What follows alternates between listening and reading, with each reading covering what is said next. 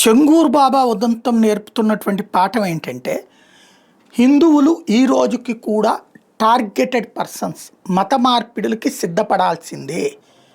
ఎదిరించేటటువంటి శక్తి లేనటువంటి వాళ్ళు, ఈజీగా లొంగిపోయేటటువంటి వాళ్ళు. ఈ వాతావరణం మన పుట్టుకలో వచ్చిన దరిద్రం, మన పెరుగుదలలో వచ్చిన దరిద్రం, మన ఎదుగుదలలో వచ్చిన దరిద్రం. ఒక ముస్లింకి వాళ్ళ మతాచారాలకు విరుద్ధంగా ఎవరన్నా మాట్లాడితే తాట తీస్తారు. వాళ్ళ దేవుణ్ణి కాదంటే ప్రాణాలు తీయడానికైనా సిద్ధపడిపోతారు. ఒక క్రైస్తవుడు వాళ్ళ మతాచారాలకు సంబంధించిన పూర్తి విశ్వాసాన్ని ప్రకటిస్తాడు. అందుకోసం తన సంపాదనలో 10% దేవుడికి సమర్పించుకుంటాడు. అట్లాగే వాళ్ళ మతానికి విరుద్ధమైనటువంటి వ్యాఖ్యలు అంగీకరించడు. కానీ హిందువులు తమ దేవుళ్ళని కామెడీ చేయడానికి ఒప్పుకుంటారు. తమ దేవుళ్ళకి సంబంధించి వ్యాఖ్యలని పట్టించుకోరు.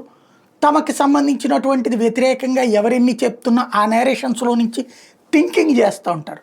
అందువల్లనే ఒకప్పుడు ఉమ్మడి భారతదేశం అంటే అఖండ భారతం ఇవాళ మొక్క చెక్కలైన భారతీయ మూలాల కిందనే మలేషియాలు, థాయిలాండ్లో ఉన్నాయని చెప్పుకోవాలి. కానీ అక్కడ ఎవరు హిందువులు కాదు కదా.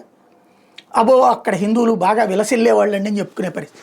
ఇప్పటికీ దేశంలో సరిగ్గా లెక్క చూస్తే 80 కోట్ల మంది ఉంటారేమో హిందువులు అనేటటువంటి భయం ఉంది లెక్కల ప్రకారం చూసుకుంటే. అంటే పైకి కనబడుతున్న లెక్కలు వేరు, మత మార్పిడికి గురైన లెక్కలు వేరుగా ఉన్నాయి.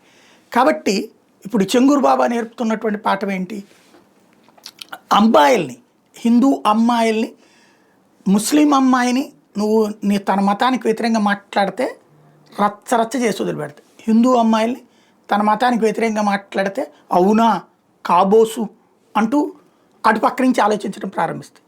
అక్కడి నుంచి అవతల అబ్బాయిల లవ్వులు వాళ్ళ ట్రాప్లో పట్టడం, మతం మారడానికి సిద్ధపడటం, ఆ మతం మారినటువంటి వాళ్ళకి అలాంటి ట్రాప్ వేసినటువంటి వాళ్ళకి డబ్బులు ఇస్తే సక్రమంగా సాగిపోతుంది అన్నట్టు. అంటే భారతదేశంలో హిందూ ఆడపిల్లలు కావచ్చు, హిందువుల యొక్క మూమెంట్కి ఒక పెద్ద థ్రెట్ ఉందన్నది ఇక్కడ నేర్పుతున్న పాఠం.